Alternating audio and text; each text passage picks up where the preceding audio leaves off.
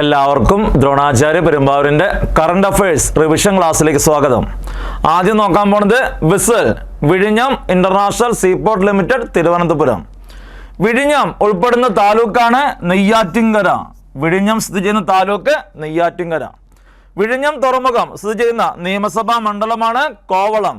ആ കോവളത്തെ MLA ആരാന്നാണ് Kerala PSC previous. Kovalam MLA ആണ് M. വിൻസെന്റ്. വിഴിഞ്ഞം അന്താരാഷ്ട്ര തുറമുഖത്തിൻ്റെ ലൊക്കേഷൻ കോഡാണ് NY1. എന്ന് പറഞ്ഞാൽ ഇന്ത്യനെ റെപ്രസെൻ്റ് ചെയ്യണോ, NY1 എന്ന് പറഞ്ഞു കഴിഞ്ഞാൽ നെയ്യാറ്റിൻകരനെ റെപ്രസെൻ്റ് ചെയ്യണം. പുറത്തേക്ക് 3 പ്രിയസ്. വിഴിഞ്ഞം ഉൾപ്പെടുന്ന താലൂക്ക് നെയ്യാറ്റിൻകര, നിയമസഭാ മണ്ഡലം കോവളം, അവിടുത്തെ MLA ആണ് M. വിൻസെന്റ്. വിഴിഞ്ഞം അന്താരാഷ്ട്ര തുറമുഖത്തിൻ്റെ ലൊക്കേഷൻ കോഡാണ് NY1. എന്ന് പറയുന്നത് ഇന്ത്യയും NY1 എന്ന് പറയുന്നത് നെയ്യാറ്റിൻകരയും. ഇനി വിഴിഞ്ഞത്ത് വന്ന പ്രധാനപ്പെട്ട കപ്പലുകൾ നോക്കാം. കപ്പൽ വിഴിഞ്ഞം തുറമുഖത്തെത്തിയ ആദ്യത്തെ കപ്പലാണ് ഷെൻഹുവ 15 ചൈനയിൽ നിന്ന്. വിഴിഞ്ഞം തുറമുഖത്തേക്ക് എത്തുന്ന ആദ്യത്തെ കപ്പലാണ് ഷെൻഹുവ 15. വിഴിഞ്ഞം തുറമുഖത്ത് സ്ഥാപിക്കാനുള്ള ക്രെയിൻ അത് കൊണ്ടുവന്ന് ഇവരാ. Zhenhua 15 China. വിഴിഞ്ഞം തുറമുഖത്തേക്ക് എത്തുന്ന രണ്ടാമത്തെ കപ്പലാണ് ഷെൻഹുവ 29 ചൈനയിൽ നിന്ന്. പുറത്തേക്ക് ആദ്യം വന്ന കപ്പൽ ഷെൻഹുവ 15, രണ്ടാമത്തെ വന്ന കപ്പലാണ് ഷെൻഹുവ 29. ഇവർ രണ്ടുപേരും വന്നത് വിഴിഞ്ഞം തുറമുഖത്ത് സ്ഥാപിക്കാനുള്ള ക്രെയിനും കൊണ്ടിട്ടാണ്. ഇനി നമുക്ക് ചരക്ക് കപ്പൽ വരാൻ പോവാം. ഇപ്പം ക്രെയിനെല്ലാം വെച്ച് സെറ്റായി. ഇനി ആദ്യത്തെ കണ്ടെയ്നർ കപ്പൽ വരാണ്, ആദ്യത്തെ ചരക്ക് കപ്പൽ. വിഴിഞ്ഞം തുറമുഖത്തെത്തുന്ന ആദ്യത്തെ മദർഷിപ്പ് അതാണ് സാൻ ഫെർണാണ്ടോ. വിഴിഞ്ഞം തുറമുഖത്തെത്തുന്ന ആദ്യത്തെ മദർഷിപ്പ് അത് സാൻ ഫെർണാണ്ടോ. വിഴിഞ്ഞത്തെത്തിയ ആദ്യ മദർഷിപ്പായ സാൻ ഫെർണാണ്ടോ അതിൻ്റെ ട്രയൽ റൺ ഉദ്ഘാടനം ചെയ്തത് പിണറായി വിജയനാണ്. 12 ജൂലൈ 2024 പിണറായി വിജയനാണ് അതിൻ്റെ ട്രയൽ റൺ ഉദ്ഘാടനം ചെയ്തത്. ഇതോടുകൂടി വിഴിഞ്ഞം തുറമുഖത്തിൻ്റെ പ്രവർത്തനം ആരംഭിച്ചു. സാൻ ഫെർണാണ്ടോ എന്ന മദർഷിപ്പ് ആ കപ്പൽ ചൈനയിൽ നിന്നാണ് വിഴിഞ്ഞത്തെത്തിയ. ലോകത്തിലെ ഏറ്റവും വലിയ രണ്ടാമത്തെ കപ്പൽ കമ്പനിയായ മേഴ്സ്കിൻ്റേതാണ് സാൻ ഫെർണാണ്ടോ. ലോകത്തിലെ ഏറ്റവും വലിയ രണ്ടാമത്തെ കപ്പൽ കമ്പനിയാണ് മേഴ്സ്ക്. അവരുടെ മദർഷിപ്പാണ് സാൻ ഫെർണാണ്ടോ. ചൈനയിൽ നിന്നാണ് വിഴിഞ്ഞത്തെത്തിയ. ഞാൻ ചോദിക്കാണ്, ലോകത്തിലെ ഏറ്റവും വലിയ കപ്പൽ കമ്പനി ഒന്നാം സ്ഥാനം അത് MSC, മെഡിറ്ററേനിയൻ ഷിപ്പിംഗ് കമ്പനി. അതാണ് ലോകത്തിലെ ഏറ്റവും വലിയ കപ്പൽ കമ്പനി, ഷിപ്പിംഗ് കമ്പനി. രണ്ടാം സ്ഥാനം മെർസ്ക്. അവരുടെ മദർഷിപ്പാണ് സാൻ ഫെർണാണ്ടോ. അത് ചൈനയിൽ നിന്നായിരുന്നു വിഴിഞ്ഞത്തെത്തിയ. ഇനി ബാക്കി രണ്ടാമതും മൂന്നാമതും വന്ന കപ്പൽ നോക്കാം, കണ്ടെയ്നർ കപ്പൽസ്. അപ്പോൾ സാൻ ഫെർണാണ്ടോ മദർഷിപ്പ് വന്ന് മടങ്ങി. ഇനി അടുത്ത ആൾക്കാർ വിഴിഞ്ഞം തുറമുഖത്തെത്തുന്ന രണ്ടാമത്തെ കണ്ടെയ്നർ കപ്പലാണ് മറിൻ അസൂർ. രണ്ടാമത്തെ കണ്ടെയ്നർ കപ്പലാണ് മറിൻ അസൂർ. വിഴിഞ്ഞം തുറമുഖത്തെത്തുന്ന മൂന്നാമത്തെ കണ്ടെയ്നർ കപ്പലാണ് നാവിയോസ് ടെമ്പോ. നാവിയോസ് ടെമ്പോ ആണ് മൂന്നാമത്തെ കണ്ടെയ്നർ കപ്പൽ. ഇനി നോക്കാം, അന്താരാഷ്ട്ര തുറമുഖം രാജ്യാന്തര അഡ്മിറൽ ചാർട്ടിൽ ഇടം പിടിക്കുന്നതിൻ്റെ ഭാഗമായിട്ട് കടലിൻ്റെ സർവയ്ക്കായിട്ട് വിഴിഞ്ഞം തുറമുഖത്തെത്തിയ നാവിക കപ്പൽ നേവൽ ഷിപ്പാണ് INS സത്ലജ്. കടലിൻ്റെ സർവയ്ക്കായിട്ട് വന്ന നാവിക കപ്പലാണ് INS സത്ലജ്. ഇപ്പം മദർഷിപ്പ് ആദ്യം വന്നത് സാൻ ഫെർണാണ്ടോ, രണ്ടാമത്തെ കണ്ടെയ്നർ കപ്പലാണ് മറിൻ അസൂർ, മൂന്നാമത്തെ കണ്ടെയ്നർ കപ്പലാണ് നാവിയോസ് ടെമ്പോ. പിന്നെ കടലിൻ്റെ സർവയ്ക്കായിട്ട് വിഴിഞ്ഞം തുറമുഖത്തെത്തിയ നാവിക കപ്പലാണ് INS സത്ലജ്. അപ്പോൾ ഇത്രയാണ് കപ്പൽ. ഇനി വിഴിഞ്ഞത്ത് പ്രധാനപ്പെട്ട ദിനങ്ങൾ നോക്കാം. വിഴിഞ്ഞം തുറമുഖത്തിൻ്റെ പ്രധാനപ്പെട്ട ദിനങ്ങൾ നോക്കാം. ഒരുപാട് ദിനങ്ങൾ പഠിക്കാണ്ട് റിവിഷൻ ആയതുകൊണ്ട് ഇമ്പോർട്ടൻ്റ് മാത്രം നോക്കി പോകുന്നുള്ളൂ. വിഴിഞ്ഞം തുറമുഖത്തിനുള്ള കരാർ എഗ്രിമെൻ്റ് ഒപ്പുവെക്കുന്നത് 2015 ഓഗസ്റ്റ് 17-നാണ്. 2015 ഓഗസ്റ്റ് 17-നാണ് കരാർ ഒപ്പുവെക്കുന്നത്. കരാർ കമ്പനി അദാനി ഗ്രൂപ്പ് 40 വർഷത്തേക്ക്. കരാർ കമ്പനി അദാനി ഗ്രൂപ്പാണ് 40 വർഷത്തേക്ക്. ആ അദാനി ഗ്രൂപ്പിൻ്റെ ഫൗണ്ടറും ചെയർമാനും ഗൗതം അദാനിയാണ്. ഓഗസ്റ്റ് 17-ന് കരാർ ഒപ്പിച്ചു. അതേ വർഷം അവസാന മാസമായി ഡിസംബർ 5-ാം തീയതി ഉമ്മൻചാണ്ടി അതിന് തറക്കല്ലിട്ടു. 2015 ഡിസംബർ 5-ന് ഉമ്മൻചാണ്ടി വിഴിഞ്ഞം തുറമുഖത്തിനുള്ള തറക്കല്ലിട്ടു. ഇനി വർഷം കടന്നുപോയി. 2023 ഒക്ടോബർ 15-ാം തീയതി പിണറായി വിജയൻ അത് ഉദ്ഘാടനം ചെയ്തു. നോക്കാം, വിഴിഞ്ഞം തുറമുഖത്തിനായുള്ള കരാർ ഒപ്പിക്കുന്നത് 2015 ഓഗസ്റ്റ് 17-ാം തീയതിയാണ്. ആ വിഴിഞ്ഞം തുറമുഖത്തിൻ്റെ കരാർ കമ്പനിയാണ് അദാനി ഗ്രൂപ്പ്. 40 വർഷത്തേക്കാണ് കരാർ. Founder and chairman of Adani group അത് ഗൗതം അദാനിയാണ്. രാജ്യത്ത് ആദ്യത്തെ ട്രാൻസ്ഷിപ്മെന്റ് തുറമുഖമായ വിഴിഞ്ഞം തുറമുഖത്തിന് തറക്കല്ലിട്ടത് 2015 ഡിസംബർ 5-ാം തീയതി. ആ തറക്കല്ലിട്ട വ്യക്തി ഉമ്മൻചാണ്ടിയാണ്. ഇനി വർഷം കടന്നുപോയിട്ട് വിഴിഞ്ഞം തുറമുഖം ഉദ്ഘാടനം ചെയ്ത് ഒക്ടോബർ 15, 2023. 2023 ഒക്ടോബർ 15-നാണ് വിഴിഞ്ഞം തുറമുഖം ഉദ്ഘാടനം ചെയ്തത്. ഉദ്ഘാടനം ചെയ്ത വ്യക്തി പിണറായി വിജയൻ. വിഴിഞ്ഞത്തെത്തിയ ആദ്യത്തെ മദർഷിപ്പാണ് സാൻ ഫെർണാണ്ടോ. അതിന്റെ ട്രയൽ റൺ ഉദ്ഘാടനം ചെയ്തത് 12 ജൂലൈ 2024. ഈ വർഷത്തിൽ 2024 ജൂലൈ 12-ാം തീയതിയാണ് സാൻ ഫെർണാണ്ടോ ആ മദർഷിപ്പിന്റെ ട്രയൽ റൺ ഉദ്ഘാടനം ചെയ്തത്. ആ ട്രയൽ റൺ ഉദ്ഘാടനം ചെയ്ത് പിണറായി വിജയനാണ്. ഇത്രയാണ് പ്രധാനപ്പെട്ട ദിനങ്ങൾ. ഇനി പ്രധാനപ്പെട്ട വ്യക്തികൾ ആരൊക്കെ നോക്കാം. ആദ്യം പോർട്ട് മിനിസ്റ്റർമാര്. കേന്ദ്രത്തിലാര്, സംസ്ഥാനത്തിലാര്? കേന്ദ്രത്തിലെ തുറമുഖ വകുപ്പ് മന്ത്രിയാണ് സർബാനന്ദ സോണോവാൾ. കേന്ദ്ര തുറമുഖ വകുപ്പ് മന്ത്രിയാണ് സർബാനന്ദ സോണോവാൾ. നമ്മുടെ നാട്ടില് കേരളത്തിലെ തുറമുഖ വകുപ്പ് മന്ത്രിയാണ് VN വാസവൻ. കേരളത്തിലെ തുറമുഖ വകുപ്പ് മന്ത്രിയാണ് VN വാസവൻ. ഇനി പ്രധാനപ്പെട്ട 4 വ്യക്തികൾ. വിഴിഞ്ഞം തുറമുഖത്തിന്റെ ചെയർമാനാണ് പിണറായി വിജയൻ, ചീഫ് മിനിസ്റ്റർ. വിഴിഞ്ഞം തുറമുഖത്തിന്റെ ചെയർമാനാണ് പിണറായി വിജയൻ. വിഴിഞ്ഞം തുറമുഖത്തിന്റെ വൈസ് ചെയർമാൻ, ആൾക്ക് കൂട്ടായിട്ട് വൈസ് ചെയർമാനാണ് VN വാസവൻ. ഇനി വിഴിഞ്ഞം തുറമുഖത്തിന്റെ MD മാനേജിംഗ് ഡയറക്ടറാണ് ദിവ്യ S അയ്യർ. വിഴിഞ്ഞം തുറമുഖത്തിന്റെ MD ആണ് ദിവ്യ S അയ്യർ. വിഴിഞ്ഞം തുറമുഖത്തിന്റെ CEO ചീഫ് എക്സിക്യൂട്ടീവ് ഓഫീസറാണ് ശ്രീകുമാർ K നായർ. പ്രധാനപ്പെട്ടതായിട്ട് 4 വ്യക്തികൾ. വിഴിഞ്ഞം തുറമുഖത്തിന്റെ ചെയർമാനാണ് പിണറായി വിജയൻ, ആൾക്ക് കൂട്ടായിട്ട് വൈസ് ചെയർമാനാണ് VN വാസവൻ. കേരളത്തിലെ തുറമുഖ വകുപ്പ് മന്ത്രിയാണ് വൈസ് ചെയർമാൻ. ഇനി വിഴിഞ്ഞം തുറമുഖത്തിന്റെ മാനേജിംഗ് ഡയറക്ടറാണ് ദിവ്യ S അയ്യർ. വിഴിഞ്ഞം തുറമുഖത്തിന്റെ ചീഫ് എക്സിക്യൂട്ടീവ് ഓഫീസറാണ് ശ്രീകുമാർ K നായർ. ഇനി ഫീച്ചേഴ്സ് നോക്കാം. വിഴിഞ്ഞം തുറമുഖത്തിന്റെ പ്രത്യേകതകൾ. വിഴിഞ്ഞം തുറമുഖത്തിന്റെ പ്രത്യേകതകൾ: ഇന്ത്യയിലെ ഏറ്റവും ആഴമുള്ള ആദ്യത്തെ കണ്ടെയ്നർ ട്രാൻസ്ഷിപ്മെന്റ് തുറമുഖമാണ് വിഴിഞ്ഞം. ഇന്ത്യയിലെ ഏറ്റവും ആഴമുള്ള ആദ്യത്തെ കണ്ടെയ്നർ ട്രാൻസ്ഷിപ്മെന്റ് തുറമുഖമാണ് വിഴിഞ്ഞം. India's first deep water transshipment terminal. വിഴിഞ്ഞം international seaport, India's largest transshipment port in Kerala. ഇന്ത്യയിലെ ഏറ്റവും വലിയ ആഴക്കടൽ തുറമുഖമാണ് വിഴിഞ്ഞം. ആഴം കൂടുതലുള്ളതിനാൽ 400 മീറ്റർ വരെ നീളമുള്ള വലിയ കപ്പലുകൾ തുറമുഖത്തേക്ക് അടുപ്പിക്കാം. അടുത്ത പ്രത്യേകത: ഇന്ത്യയിലെ രാജ്യാന്തര കപ്പൽ പാതയിൽ നിന്ന് ഏറ്റവും അടുത്തുള്ള തുറമുഖമാണ് വിഴിഞ്ഞം. 10 നോട്ടിക്കൽ മൈൽ പോയി കഴിഞ്ഞാൽ ഇന്റർനാഷണൽ ഷിപ്പിംഗ് റൂട്ടിലേക്ക് കയറാം. ഏകദേശം 19 കിലോമീറ്റർ ദൂരം. വിഴിഞ്ഞം seaport is an all weather port and the international shipping line is near to it. രാജ്യാന്തര കപ്പൽ പാത ഏറ്റവും അടുത്തുള്ള തുറമുഖമാണ് വിഴിഞ്ഞം. It is the only port in India closest to the international shipping route. ഏകദേശം 10 നോട്ടിക്കൽ മൈൽ 19 കിലോമീറ്റർ ദൂരം പോയി കഴിഞ്ഞാൽ ഇന്റർനാഷണൽ ഷിപ്പിംഗ് റൂട്ടിലേക്ക് കയറാം. രാജ്യത്തെ ആദ്യ സെമി ഓട്ടോമാറ്റഡ് ക്രെയിനുകൾ സ്ഥാപിക്കപ്പെടുന്ന തുറമുഖമാണ് വിഴിഞ്ഞം. അതുകൊണ്ട് ഇന്ത്യയിലെ ആദ്യത്തെ സെമി ഓട്ടോമാറ്റഡ് കണ്ടെയ്നർ തുറമുഖമാണ് വിഴിഞ്ഞം.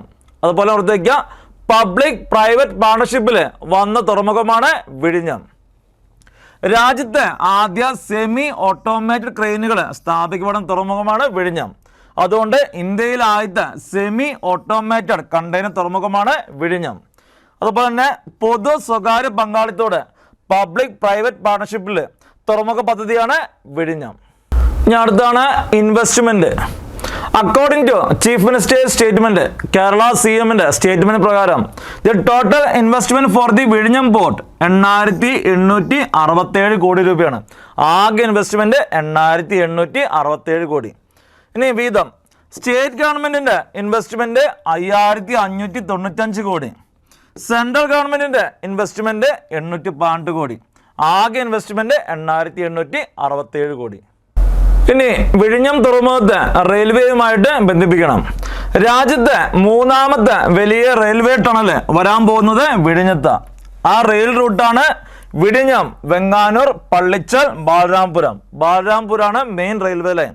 അതിലേക്ക് ബന്ധിപ്പിക്കാൻ വേണ്ടിയാണ് ബാലരാമപുരം, പള്ളിച്ചൽ, വെങ്ങാനൂർ, വിഴിഞ്ഞം റെയിൽവേ ടണൽ വരാൻ പോണ. ആ റെയിൽ റൂട്ടാണ് തന്നിരിക്കുന്നത്. നിലവിൽ ഇപ്പോൾ ഇന്ത്യയിൽ 13 മേജർ തുറമുഖങ്ങളുണ്ട്. സെപ്റ്റംബർ അല്ലെങ്കിൽ ഒക്ടോബർ മാസത്തിൽ വിഴിഞ്ഞം തുറമുഖം കമ്മീഷൻ ചെയ്യും. അതോടുകൂടി 14ാമത്തെ മേജർ തുറമുഖമായിട്ട് വിഴിഞ്ഞം മാറും. ഇനി നമുക്ക് CSEBയുടെ വിഴിഞ്ഞത്തെ കുറിച്ചുള്ള ക്വസ്റ്റ്യൻസ് നോക്കാം. 2024 മെയ് 19 CSEBയുടെ ക്ലർക്ക് എക്സാമിൻ്റെ statement level question. Read the following sentences. First statement, വിഴിഞ്ഞം seaport is India's fast deep water transshipment terminal. Second statement, വിഴിഞ്ഞം seaport is an all weather port and the international shipping line is near to it. Option A 1 alone is correct. Option B 2 alone is correct. Option C 1 and 2 are correct. Option D none are correct. എന്താണ് question വെച്ചാണ്? വിഴിഞ്ഞം തുറമുഖം ഇന്ത്യയിലെ ആദ്യത്തെ deep water transshipment ടെർമിനലാണോ? അതെ, ഇത് കറക്റ്റായ statement ആണ്. ഇന്ത്യയിലെ ആദ്യത്തെ ആഴക്കടൽ ട്രാൻസ്ഷിപ്മെന്റ് ടെർമിനലാണ് വിഴിഞ്ഞം. അടുത്ത്, വിഴിഞ്ഞം seaport is an all weather port and the international shipping line is near to it. നമ്മൾ തൊട്ടുമുമ്പ് പഠിച്ചായിരുന്നു, ഏകദേശം 10 നോട്ടിക്കൽ മൈൽ അത്രയും ദൂരം പോയി കഴിഞ്ഞാൽ രാജ്യാന്തര കപ്പൽ പാതയിലേക്ക് കയറാം. അപ്പോൾ രണ്ടാമത്തെ സ്റ്റേറ്റ്മെൻറ്റും കറക്റ്റാണ്. അപ്പോൾ ഈ question answer option C 1 and 2 are correct. നമുക്ക് അടുത്ത പാർട്ടിലേക്ക് പോവാം. 2024 ഏപ്രിൽ മാസം മുതൽ ജൂൺ മാസം വരെ ഇന്ത്യയിൽ നടന്ന പ്രധാന സംഭവമാണ് 18ാമത് ലോക്സഭാ ഇലക്ഷൻ. അതിൻ്റെ ക്യാബിനറ്റ് മിനിസ്റ്റേഴ്സ് ഓൾറെഡി നമ്മൾ പഠിച്ചു കഴിഞ്ഞതാണ്. പ്രൈം മിനിസ്റ്റർ അടക്കം 31 മന്ത്രിമാർ. അതിന് ഡീറ്റെയിൽ ആയിട്ട് ക്ലാസ്സിൽ പഠിച്ചായിരുന്നു ഓരോ മന്ത്രിമാരുടെ വകുപ്പുകൾ ഏതൊക്കെയാണ്. അതിനെ ബേസ് ചെയ്തിട്ട് കേരള PSC 2 ക്വസ്റ്റ്യൻ അതിൽ ചോദിച്ചിട്ടുള്ളൂ. ഒന്ന്, ജൂലൈ മാസത്തിലെ LDC ട്രിവാൻഡ്രം നിലവിലെ യൂത്ത് അഫയേഴ്സ് സ്പോർട്സ് മിനിസ്റ്റർ, യുവജനക്ഷേമം കായികം കൂടാതെ ലേബർ ആൻഡ് എംപ്ലോയ്മെന്റ് മിനിസ്റ്റർ ആരാ? മൻസുഖ് മാൻഡാവിയ. ഓർത്തേക്കുക, യുവജനങ്ങൾക്ക് ഏറ്റവും ഇഷ്ടം സ്പോർട്സാണ്. അവർക്ക് വേണ്ടത് ലേബർ ആൻഡ് എംപ്ലോയ്മെൻറ്റാ, ഒരു തൊഴിലാണ് അവർക്ക് വേണ്ടത്. ആ ഒരു തൊഴിൽ ലഭിച്ചാലാണ് നമുക്ക് ഒരു മനസ്സിന് സുഖം ഉണ്ടാവുള്ളൂ. മൻസുഖ് മാൻഡാവിയ, മനസ്സിന് സുഖം ഉണ്ടാവുള്ളൂ. മൻസുഖ് മാൻഡാവിയ, അതാണ് LDC ട്രിവാൻഡ്രത്തിൻ്റെ question. Mansukh Mandaviya, youth affairs sports labour and employment മിനിസ്റ്ററാണ് മൻസുഖ് മാൻഡാവിയ. അതിനുശേഷം നടന്ന എക്സാമിൽ ചോദിച്ചത് റൂറൽ ഡെവലപ്മെൻറ്റ് ഗ്രാമവികസനം വകുപ്പ് മന്ത്രി ആരാ? ശിവരാജ് സിംഗ് ചൗഹാൻ. റൂറൽ ഡെവലപ്മെൻറ്റ് മിനിസ്റ്ററാണ് ശിവരാജ് സിംഗ് ചൗഹാൻ. CSEBക്ക് അവസാനം ചോദിച്ചു നിർത്തിയത് കേന്ദ്ര വിദ്യാഭ്യാസ വകുപ്പ് മന്ത്രി ആരാന്ന്? വിദ്യാധനം സർവധനാൽ പ്രധാനം. പ്രധാനപ്പെട്ട വ്യക്തിയാണ് വിദ്യാഭ്യാസം നോക്കുന്നത്. ധർമ്മേന്ദ്ര പ്രധാൻ. ഓർത്ത് വയ്ക്കുക, സെൻട്രൽ എഡ്യൂക്കേഷൻ മിനിസ്റ്റർ, കേന്ദ്രത്തിലെ വിദ്യാഭ്യാസ മന്ത്രിയാണ് ധർമ്മേന്ദ്ര പ്രധാൻ. ഇപ്പം ഇത്രയും ക്വസ്റ്റ്യൻസ് പ്രീവിയസ് ഉണ്ട്, അത് ഓർത്ത് വയ്ക്കുക. ഇപ്പം നമ്മൾ ക്യാബിനറ്റ് മിനിസ്റ്റേഴ്സ് പഠിച്ചു കഴിഞ്ഞായിരുന്നു. ഞാൻ അതിൻ്റെ ജനറൽ ഫാക്ട്സ് ആണ് നോക്കാൻ പോണേ. 18ാമത് ലോക്സഭ 2024 മുതൽ 29 വരെ. അതിൻ്റെ ജനറൽ ഫാക്ട്സ്. ഇന്ത്യ നടക്കുന്ന ഏത് എക്സാമിനും, കേരള PSC ആയിക്കോട്ടെ, UPSC ആയിക്കോട്ടെ, SSC ആയിക്കോട്ടെ, CSEB എക്സാം ആയിക്കോട്ടെ, 2029 വരെ ആവശ്യമുള്ള ടോപ്പിക്കാണ് പഠിക്കാൻ പോകുന്നത്. 18ാമത് ലോക്സഭയിലേക്കുള്ള ഇലക്ഷൻ നടന്നത് 2024 2024. ഇലക്ഷൻ മൊത്തം 7 ഘട്ടങ്ങളിലായിട്ട് നടത്തിയ 7 phases. ഏപ്രിൽ 19 മുതൽ ജൂൺ 1 വരെയായിരുന്നു ഇലക്ഷൻ. ഏപ്രിൽ 19 മുതൽ ജൂൺ 1 വരെ 7 ഘട്ടങ്ങളിലായിട്ടായിരുന്നു ഇലക്ഷൻ നടത്തിയത്. അതിൽ ആദ്യത്തെ ഘട്ടം ഫസ്റ്റ് ഫേസ് നടന്നത് ഏപ്രിൽ 19 ഇനി 7th ഫേസ് ലാസ്റ്റ് ഫേസ് നടന്നത് ജൂൺ 1 ഇലക്ഷൻ നടത്തിയത് 7 ഘട്ടങ്ങളിലായിട്ട് ഏപ്രിൽ 19 മുതൽ ജൂൺ 1 വരെ. അതിൽ ഫസ്റ്റ് ഫേസ് ആരംഭിക്കുന്നത് ഏപ്രിൽ 19 ആദ്യ ഘട്ടം ഏപ്രിൽ 19. 7th ഫേസ് ജൂൺ 1 നമ്മുടെ നാട്ടിൽ കേരള സ്റ്റേറ്റിന് ഇലക്ഷൻ നടന്ന ദിവസമാണ് ഏപ്രിൽ 26. ഓർത്തേക്കാം, ഏപ്രിൽ 26 കേരളത്തിൽ ലോക്സഭ ഇലക്ഷൻ നടന്നത്. സെക്കൻഡ് ഫേസിലായിരുന്നു കേരള സ്റ്റേറ്റിൻ്റെ ഇലക്ഷൻ. സെക്കൻഡ് ഫേസിലാണ് കേരള സ്റ്റേറ്റിൻ്റെ ഇലക്ഷൻ നടന്നത്. ഇലക്ഷൻ കഴിഞ്ഞ് ഫലപ്രഖ്യാപനം, റിസൾട്ട് വന്നത് ജൂൺ 4. Result June 4. അതിനുശേഷം സത്യപ്രതിജ്ഞ ചെയ്ത ദിവസമാണ് ജൂൺ 9. സത്യപ്രതിജ്ഞ June 9 the union council of ministers was sworn in along with the Prime Minister on June 9, year 2024. അപ്പോൾ ഇമ്പോർട്ടൻറ്റ് ഡേയ്സ് പഠിച്ചു കഴിഞ്ഞാൽ ഇനി നമുക്ക് കോമ്പറ്റീഷനിലേക്ക് കിടക്കാം, മത്സരത്തിലേക്ക്. 543 ഇന്ത്യയിലെ ലോക്സഭാ മണ്ഡലങ്ങളുടെ എണ്ണമാണ് 543. കേരള PSCയുടെ റീസെൻ്റ്ലി എക്സാം ക്വസ്റ്റ്യനാണ്. ഇന്ത്യയിലെ ലോക്സഭാ മണ്ഡലങ്ങളുടെ എണ്ണം 543. കേരളത്തിലെ ലോക്സഭാ മണ്ഡലങ്ങളുടെ എണ്ണമാണ് 20. കേരളത്തിലെ ലോക്സഭാ മണ്ഡലങ്ങളുടെ എണ്ണം 20. എങ്ങാനും കേരളത്തിൽ രാജ്യസഭാ സീറ്റുകളുടെ എണ്ണം ചോദിക്കണമെങ്കിൽ 9 സീറ്റാണ്. രാജ്യസഭാ സീറ്റുകൾ കേരളത്തിൽ നിന്ന് 9 എണ്ണം. ഇന്ത്യയിലെ ലോക്സഭാ മണ്ഡലങ്ങളുടെ എണ്ണം 543. കേരളത്തിലെ ലോക്സഭാ മണ്ഡലങ്ങളുടെ എണ്ണം 20. അപ്പം 543 സീറ്റിലേക്കാണ് മത്സരം. ലോക്സഭാ കോൺസ്റ്റിറ്റ്യുവൻസീസ് 543. ഇമ്പോർട്ടൻ്റ് ആണ് ഈ സംഖ്യ. 543 ലോക്സഭാ മണ്ഡലങ്ങളുണ്ട്. അതിൽ പകുതിയിലധികം സീറ്റ് നേടുന്നവർ സിമ്പിൾ മജോറിറ്റി അല്ലെങ്കിൽ കേവല ഭൂരിപക്ഷം അത് ലഭിക്കുന്നവരാണ് അധികാരത്തിലേറുള്ളൂ. അതായത് റിക്വയർഡ് ആബ്സല്യൂട്ട് മജോറിറ്റി അല്ലെങ്കിൽ സിമ്പിൾ മജോറിറ്റി നേടേണ്ടത് 272 സീറ്റാണ്. 272 അത് നേടുന്നവർക്കാണ് അധികാരത്തിലേറാൻ പറ്റുള്ളൂ. അതിനുശേഷം ജൂൺ 4 റിസൾട്ട് വന്നപ്പോൾ നാഷണൽ ഡെമോക്രാറ്റിക് അലയൻസ് NDA സഖ്യം അവർ നേടിയ സീറ്റുകളുടെ എണ്ണം 292 292 സീറ്റ്. ഇനി ഒപ്പോസിഷൻ വന്നവർ Indian national developmental inclusive alliance India സഖ്യം അവർ നേടിയ സീറ്റുകളുടെ എണ്ണം 234. അതേഴ്സ് മറ്റുള്ളവർ നേടിയ സീറ്റുകളുടെ എണ്ണം 17, ആകെ 543. അപ്പോൾ നോക്കാം, NDA സഖ്യം അധികാരത്തിൽ വന്നു, അവർ 272 ക്രോസ് ചെയ്തു, 292 സീറ്റുകളാണ് നേടിയത്. ഇനി ഒപ്പോസിഷൻ വന്നത് ഇന്ത്യ സഖ്യമാണ്, Indian national developmental inclusive alliance, അങ്ങനെയാണ് ഇന്ത്യ സഖ്യത്തിൻ്റെ ഫുൾ ഫോം. അവർ നേടിയ സീറ്റുകളുടെ എണ്ണം 234, മറ്റുള്ളവർ അതേഴ്സ് നേടിയ സീറ്റുകളുടെ എണ്ണം 17. നമ്മൾ നേടേണ്ട റിക്വയർഡ് ആബ്സല്യൂട്ട് മജോറിറ്റി 272 ഇതാണ് സിമ്പിൾ മജോറിറ്റി അല്ലെങ്കിൽ കേവല ഭൂരിപക്ഷം.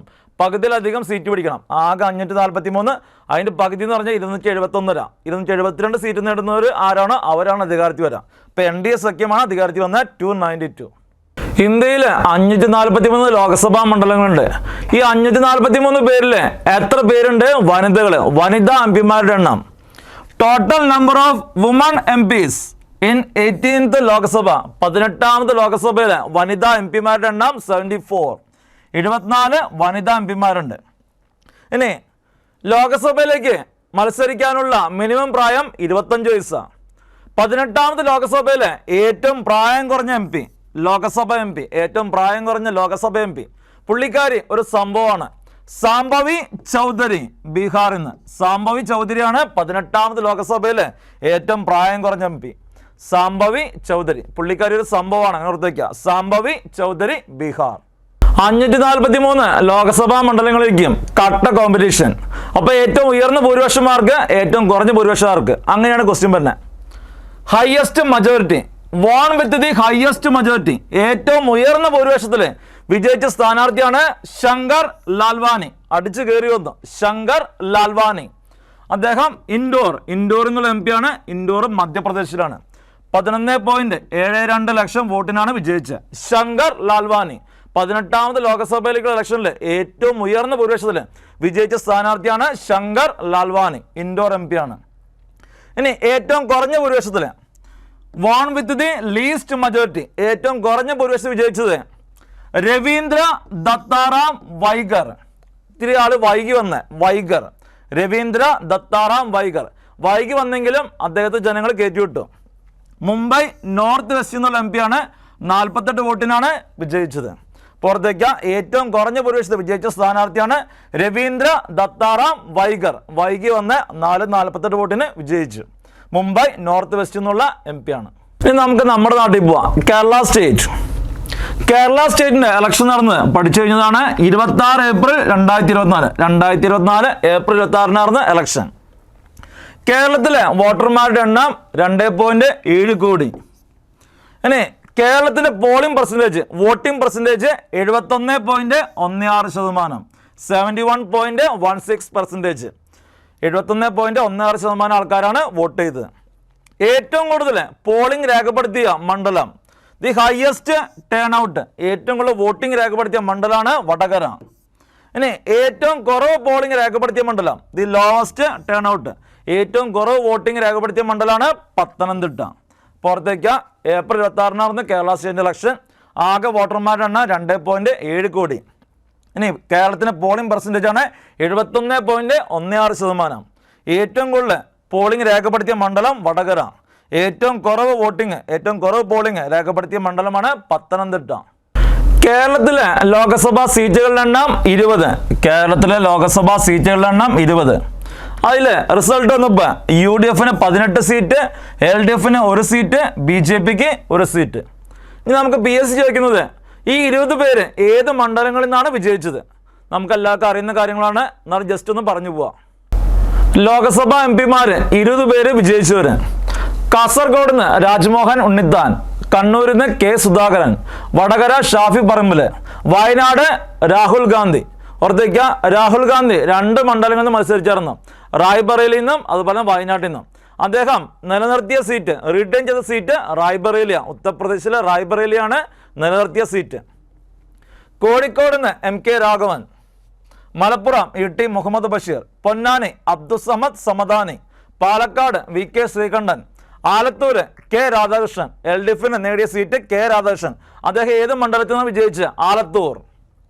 ഇനി ഓർത്തേക്ക, K രാധാകൃഷ്ണൻ ലോകസഭ MP സ്ഥാനത്തേക്ക് പോയപ്പോൾ അദ്ദേഹം മന്ത്രിസ്ഥാനം രാജിവെച്ചു. ആ മന്ത്രിസ്ഥാനത്തേക്ക് വന്ന വ്യക്തിയാണ് OR Kelu. OR Kelu Mananthavady MLA ആണ്. അദ്ദേഹം മന്ത്രിസഭയിലേക്ക് വന്നു. OR കേളു. അദ്ദേഹത്തിന് കൊടുത്ത വകുപ്പ് welfare of SC ST OBC, പട്ടികജാതി പട്ടികവർഗ പിന്നോക്കക്ഷേമം, welfare of SC ST OBC. ഇനി വിജയിച്ച BJP സ്ഥാനാർത്ഥി NDA സ്ഥാനാർത്ഥിയാണ് സുരേഷ് ഗോപി, തൃശ്ശൂരിൽ നിന്നുള്ള MP ആണ്.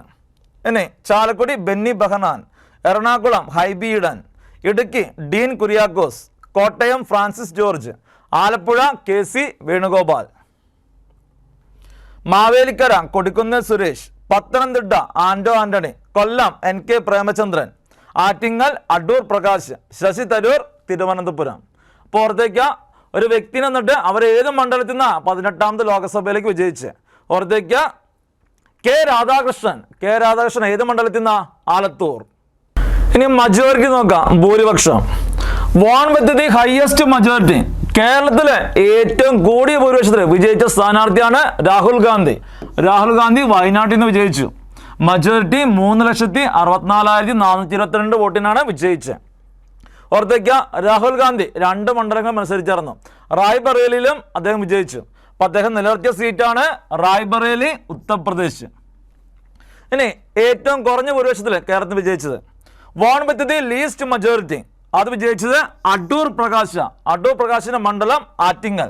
അദ്ദേഹം 654 വോട്ടിനാണ് വിജയിച്ചത്. പുറത്തേക്ക ഏറ്റവും കൂടിയ ഭൂരിപക്ഷം വിജയിച്ചത് രാഹുൽ ഗാന്ധി, ഏറ്റവും കുറഞ്ഞ ഭൂരിപക്ഷത്തിൽ കേരളത്തിൽ വിജയിച്ചത് അടൂർ പ്രകാശ്. അടൂർ പ്രകാശിന്റെ മണ്ഡലം ആറ്റിങ്ങൽ. അദ്ദേഹം 654 വോട്ടിനാണ് ലോക്സഭയിലേക്ക് വിജയിച്ചത്. ഇനി ഓർത്തേക്ക, കേരളത്തിൽ നിന്ന് ഏറ്റവും കൂടുതൽ തവണ ലോകസഭാംഗമായ വ്യക്തിയാണ് Kodikunnil Suresh. Kodikunnil Suresh has set A new record for the highest number of times as an MP from Kerala. അദ്ദേഹം 8 തവണ കേരളത്തിൽ നിന്നുള്ള ലോകസഭാംഗമാണ് കൊടിക്കുന്നിൽ സുരേഷ്. ലോകസഭ ഇലക്ഷൻ കഴിഞ്ഞപ്പോൾ നമ്മുടെ നാട്ടിൽ നിന്ന് 2 പേര് കേന്ദ്രത്തിലെ സഹമന്ത്രിമാരായി. മിനിസ്റ്റർ ഓഫ് സ്റ്റേറ്റ് 2 മലയാളികൾ. സുരേഷ് ഗോപി അദ്ദേഹം കൈകാര്യം ചെയ്യുന്ന വകുപ്പുകളാണ് പെട്രോളിയം ആൻഡ് നാച്ചുറൽ ഗ്യാസ്, അതുപോലെ തന്നെ ഓർത്തേക്ക ടൂറിസം. സുരേഷ് ഗോപി കൈകാര്യം ചെയ്യുന്ന വകുപ്പുകൾ പെട്രോളിയം ആൻഡ് നാച്ചുറൽ ഗ്യാസ്, അതുപോലെ തന്നെ ടൂറിസം. ഇദ്ദേഹം സഹമന്ത്രിയാണ്. ഇനി അടുത്ത ആളാണ് ജോർജ് കുര്യൻ. അദ്ദേഹം കൈകാര്യം ചെയ്യുന്ന വകുപ്പുകളാണ് മൈനോറിറ്റി അഫയേഴ്സ്, ന്യൂനപക്ഷ ക്ഷേമം, അതുപോലെ തന്നെ ഓർത്തേക്ക fisheries, animal husbandry and dairying. ഇദ്ദേഹവും സഹമന്ത്രിയാണ്. ഇപ്പോൾ 2 മലയാളികൾ സഹമന്ത്രിമാർ, ഒന്ന് സുരേഷ് ഗോപിയും ഒന്ന് ജോർജ് കുര്യനും. 18ാമത് ലോക്സഭയുടെ ഇലക്ഷൻ കഴിഞ്ഞു. ഇനി നമുക്ക് പുതിയ മന്ത്രിസഭ രൂപീകരിക്കാൻ പോവാം. Modi 3.0. Modi becomes the prime minister for the 3rd consecutive time, second only to do so after the first prime minister Jawaharlal Nehru. ഇന്ത്യയിൽ തുടർച്ചയായിട്ട് 3 തവണ പ്രധാനമന്ത്രിയായ ആദ്യത്തെ വ്യക്തിയാണ് ജവഹർലാൽ നെഹ്റു. ഇന്ത്യയിൽ തുടർച്ചയായിട്ട് 3 തവണ പ്രധാനമന്ത്രിയായ വ്യക്തിയാണ് ജവഹർലാൽ നെഹ്റു. അതിനുശേഷം തുടർച്ചയായിട്ട് 3 തവണ പ്രധാനമന്ത്രിയായ വ്യക്തിയാണ് നരേന്ദ്രമോദി. ഇനി അതിനുശേഷം 272 സീറ്റ് ക്രോസ് ചെയ്തവർക്ക് അധികാരത്തിൽ കയറാൻ പറ്റും. അപ്പോൾ ആ സമയത്ത് ഇന്ത്യയിൽ സുപ്രീമായി നിൽക്കുന്നത് കോൺസ്റ്റിറ്റ്യൂഷനാണ്. ഇന്ത്യൻ ഭരണഘടന പ്രകാരം ഇന്ത്യയിൽ പരമമായിട്ടുള്ളത് കോൺസ്റ്റിറ്റ്യൂഷനാണ്. അപ്പം മോഡി അതിൻ്റെ സുപ്രീം കമാൻഡറെ പോയി കണ്ടു. ഇന്ത്യയുടെ സുപ്രീം കമാൻഡർ, ഇന്ത്യയുടെ സർവ്വ സൈന്യാധിപനാണ് പ്രസിഡന്റ്. അപ്പോൾ സത്യപ്രതിജ്ഞ ചൊല്ലിക്കൊടുക്കണം. ഓത്ത് അഡ്മിനിസ്ട്രേറ്റഡ് ബൈ ദ്രൗപദി മുർമു. അദ്ദേഹമാണ് പ്രസിഡന്റ്. ഇന്ത്യൻ രാഷ്ട്രപതി ദ്രൗപദി മുർമുവാണ് സത്യപ്രതിജ്ഞ ചൊല്ലിക്കൊടുത്തത്. ഓർത്തേക്ക, ഇന്ത്യയിൽ സുപ്രീമായി നിൽക്കുന്ന കോൺസ്റ്റിറ്റ്യൂഷനാണ്. കോൺസ്റ്റിറ്റ്യൂഷൻ പ്രകാരം ഇന്ത്യയുടെ സുപ്രീം കമാൻഡറാണ് പ്രസിഡന്റ്. ഇന്ത്യയിൽ നിലവിലെ സുപ്രീം കമാൻഡറാണ് ദ്രൗപദി മുർമുവാണ് സത്യവാചകം ചൊല്ലിക്കൊടുത്തത്. ഇനി അവർ ടീമുണ്ടാക്കി മോഡി 3.0. അവരാകെ മിനിസ്റ്റേഴ്സ് 72, 72 പേരും മന്ത്രിമാർ. ആകെ 18ാമത് ലോകസഭയിൽ ആകെ മന്ത്രിമാരുടെ എണ്ണം 72. അതിൽ ക്യാബിനറ്റിൽ ഇരിക്കുന്നവർ, ക്യാബിനറ്റ് മിനിസ്റ്റേഴ്സ് 30 പേര്, എക്സ്ക്ലൂഡിങ് പ്രൈം മിനിസ്റ്റർ കൂടാണ്ട് 30 ക്യാബിനറ്റ് മിനിസ്റ്റേഴ്സ്. പ്രൈം മിനിസ്റ്റർ കൂട്ടാണെങ്കിൽ 31 പേര്, പ്രൈം മിനിസ്റ്റർ അടക്കമാണെങ്കിൽ 31 പേര്, പ്രൈം മിനിസ്റ്റർ കൂട്ടാണ്ടാണെങ്കിൽ 30 ക്യാബിനറ്റ് മിനിസ്റ്റേഴ്സ്. പിന്നെ നോക്കാം minister of state independent charge, അതായത് സ്വതന്ത്ര ചുമതലയുള്ള മന്ത്രിമാര്. Minister of state independent charge, സ്വതന്ത്ര ചുമതലയുള്ള മന്ത്രിമാരുടെ എണ്ണം 5. ഇനി സഹമന്ത്രിമാര്, മിനിസ്റ്റർ ഓഫ് സ്റ്റേറ്റ് സഹമന്ത്രിമാരുടെ എണ്ണം 36. 36 + 5 41, 41 + 30 71, പ്രൈം മിനിസ്റ്റർ അടക്കം 72 പേര്. അപ്പം മോഡി 3.0 ആകെയുള്ള മന്ത്രിമാരുടെ എണ്ണം 72.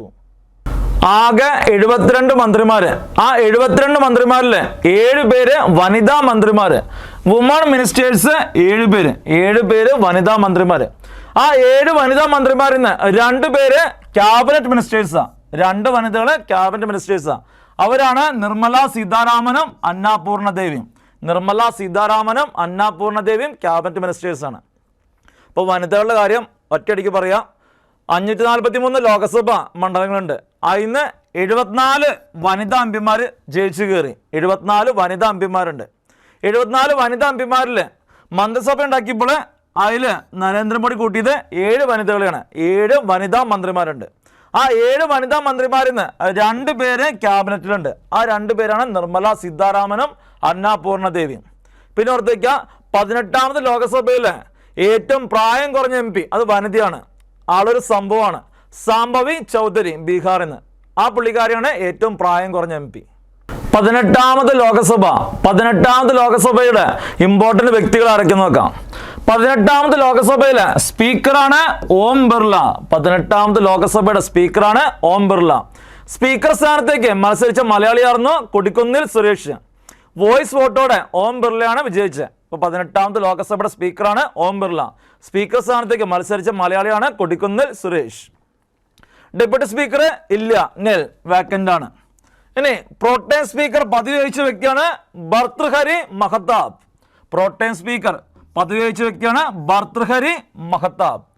ഇനി 18ാമത് ലോകസഭയുടെ ലീഡർ നേതാവാണ് നരേന്ദ്രമോദി. അദ്ദേഹത്തിന് ഒപ്പോസിഷൻ ലീഡറാണ് രാഹുൽ ഗാന്ധി.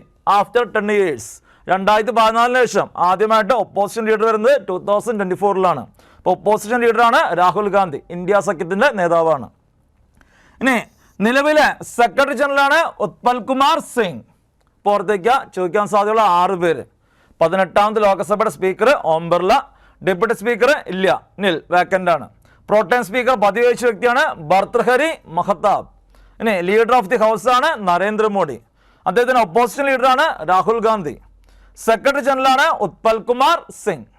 രാജ്യസഭയിലെ ഇമ്പോർട്ടൻ്റ് വ്യക്തികളെ നോക്കി പോവാം. രാജ്യസഭയുടെ ചെയർമാൻ എപ്പോഴും ആരായിരിക്കും? CSEBയുടെ പ്രീവിയസ് വൈസ് പ്രസിഡന്റ്. രാജ്യസഭയുടെ നിലവിലെ ചെയർമാനാണ് ജഗ്ദീപ് ധൻകർ. ആൾക്ക് കൂട്ടായിട്ട് ഡെപ്യൂട്ടി ചെയർമാനാണ് ഹരിവംശ് നാരായൺ സിംഗ്. രാജ്യസഭയുടെ നിലവിലെ ഡെപ്യൂട്ടി ചെയർമാനാണ് ഹരിവംശ് നാരായൺ സിംഗ്. രാജ്യസഭയിലെ നിലവിലെ ലീഡറാണ്, നേതാവാണ്. രാജ്യസഭയിലെ നിലവിലെ ലീഡറാണ് JP നഡ്ഡയാണ് രാജ്യസഭയിലെ നേതാവ്, ലീഡർ. ഓർത്തേക്ക കേന്ദ്രത്തിലെ ആരോഗ്യമന്ത്രി ആര്? യൂണിയൻ ഹെൽത്ത് മിനിസ്റ്റർ ആര്? ഓർത്തേക്ക JP നഡ്ഡ. നടക്കാൻ പോയാലാണ് ആരോഗ്യം വയ്ക്കുള്ളൂ. JP നഡ്ഡയാണ് കേന്ദ്രത്തിലെ ആരോഗ്യമന്ത്രി. അദ്ദേഹമാണ് രാജ്യസഭയിൽ ലീഡർ. രാജ്യസഭയിലെ ചെയർമാൻ ജഗ്ദീപ് ധൻകറും രാജ്യസഭയിൽ leader of the house JP നഡ്ഡയാണ്. ഇനി അദ്ദേഹത്തിന് ഒപ്പോസിഷൻ ലീഡറാണ് മല്ലികാർജുൻ ഖാർഗെ. രാജ്യസഭയിലെ ഒപ്പോസിഷൻ ലീഡറാണ് മല്ലികാർജുൻ ഖാർഗെ. രാഹുൽ ഗാന്ധി ലോകസഭയിൽ പ്രതിപക്ഷ നേതാവ്. രാജ്യസഭയിൽ പ്രതിപക്ഷ നേതാവ് മല്ലികാർജുൻ ഖാർഗെ. ഇനി രാജ്യസഭയിലെ നിലവിലെ സെക്രട്ടറി ജനറലാണ് പ്രമോദ് ചന്ദ്രമോദി. PC മോഡി. പ്രമോദ് ചന്ദ്രമോദിയാണ് രാജ്യസഭയിലെ നിലവിലെ സെക്രട്ടറി ജനറൽ.